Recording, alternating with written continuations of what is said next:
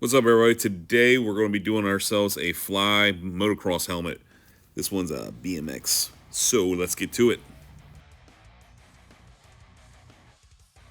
So first of all, definitely tape it up. Don't get started in sanding it first and then tape it up afterwards. It's going to be a hot mess. Tape it all up, get it ready, paper it up on the inside, and start sanding it down. Shows here I did 400, but I really hit it with something like 220 because it just was so smooth feeling. So I roughed it up with 220, hit it with some glue. And I know you're saying 220 is way too coarse of a grit, it's going to show. Well, with me doing all this flake stuff on it, you're not going to even tell. So I had at it. Put some sealer down. What I also did was, I didn't show right here, I put some silver base down and then apply my flake on top. If I do like silver flake, I always put like a metallic silver base underneath it. So if I really don't cover it too well, at least it's all silver. You're not going to really tell in the sunlight. I put about a good 2-3 coats of clear on top of the flake. And once I sand it down, I try to sand it as smooth as possible. It's still going to be some little craters here and there, but you're not going to tell once it's all done up. Here's a real big pain about this style helmet. All these weird edges all around to make it look fast and look cool. Well, it's a real pain for me when I'm going ahead and putting down my vinyl lettering on top, because that lettering needs to lay down smooth. With a round surface is one thing, it's a pain, but now with all these cut ups and cut downs, I literally have to cut it all out and put it down piece by piece in some areas just to make it work. Mixing up some clear base with some candy concentrate. Go ahead and put a good 2-3 coats of candy on top of this. And once it dries kind of shiny. And to me, shininess is my enemy. So I'm always afraid that it's not going to stick with the next stuff. So I go ahead and lightly rough it up with some gray Scotch Brite just to kind of give it a little cut. Not really hurting the color at all. Then I go ahead right here, lay on my checkerboards. Well, round surface, flat squares. I got to kind of make it work when it comes around the front. Cut it, do little things like that. I'm also paying attention to the sun visor to make sure that it flows onto the sun visor from the checkerboards off the helmet. And here you go, they line up nice. Flows right off the helmet onto the visor. All right, take some apple candy. Mix it in with that orange I already had earlier for the base of the helmet. Mix it up. That'll give it a darker orange. Still in the orange family. So once I spray it and unpeel the checkerboards, it'll have that orange on orange look to it. So it doesn't really pop out too much, but it's there.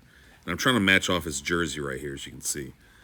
Go ahead, unpeel it all, put the logos on, get ready for the next round.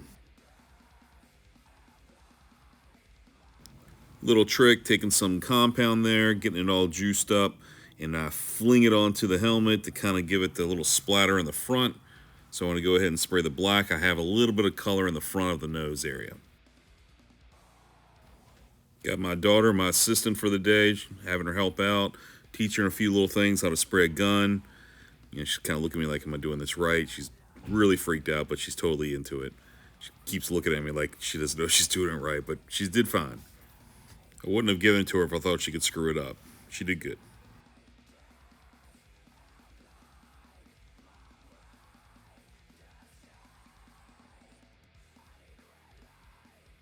And this is the reason why I like to scuff up the candy a little bit, because this vinyl is stuck on there really well, and I always have a fear of it's just gonna just pull everything off. But it did. It did a good job. Everything did well.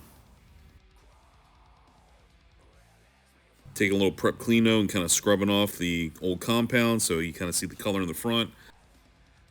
Juice up a brush, kind of really thin out the pinstriping, and I just start flinging it. Just a little Jackson Pollock action going on there. The reason why I taped with the troll area is because I wanted to have a light colored base, because the troll is going to have so many bright colors, and I'm just going to kind of spray some colors through it to kind of use the metallic as a base and have it pop through.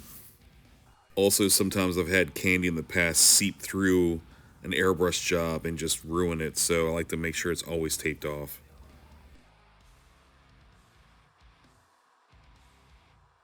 Really thinned out the color so they'd be kind of transparent for that metallic to pop, as you can see where it is in the teal. Client gave me a picture of Princess Poppy, and her mouth was like open, like she was surprised. Just didn't really flow too well, so I changed it up to have her mouth open like that, like she's smiling.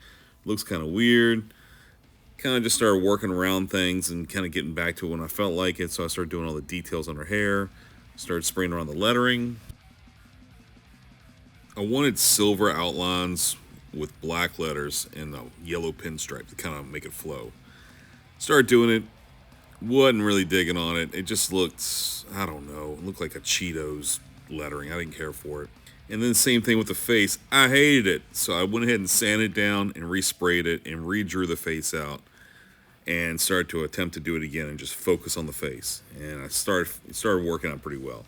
Even though right here it looks like it's just crazy looking. Like it's looking into your soul or something. I don't know. But luckily with the airbrush work, I can kind of not make it look as crazy.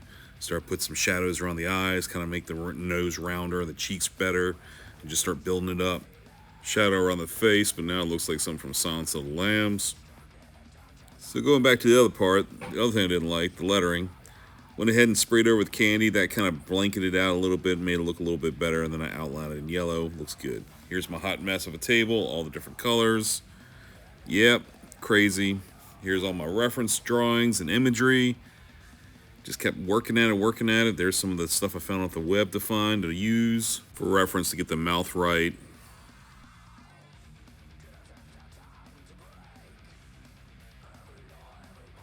Now I'll go ahead and put another coat of clear on there to kind of blanket out all those edges I have from the artwork.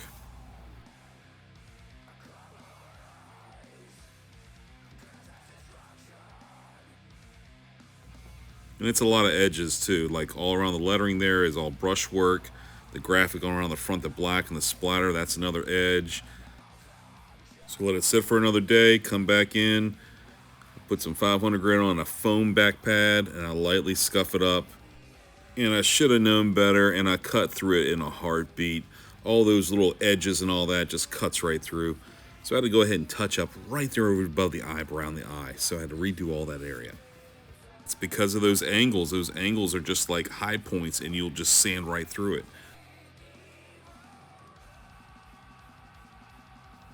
All right, so here we go. From the stock helmet, flat black, to bam, popping out there. So when she's underneath the lights and all that, that metallic's going to pop, and people will see her from a distance.